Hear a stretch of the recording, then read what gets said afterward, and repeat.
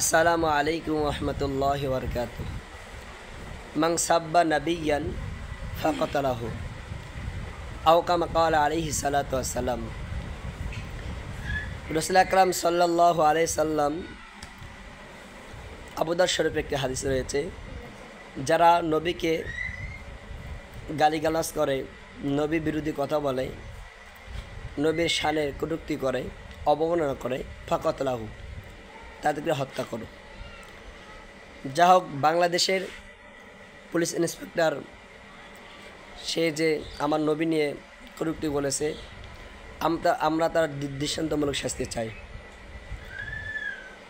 আমি আরও একটা বলতে চাই যে কয়েকদিন আগে এক পুলিশ সাধারণত একজন মহিলাকে বলেছিল টিপ কেন পরেছেন, এই কথা বলার কারণে তার চাকরি হারিয়ে গেছে।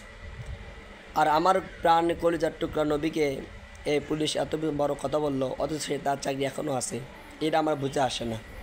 তাই সকল মুসলমান একতা হন হয়ে এই কুলঙ্গারের ফাঁসি চাই এবং সর্বোচ্চ দৃষ্টান্তমূলক শাস্তি চাওয়ার আহ্বান।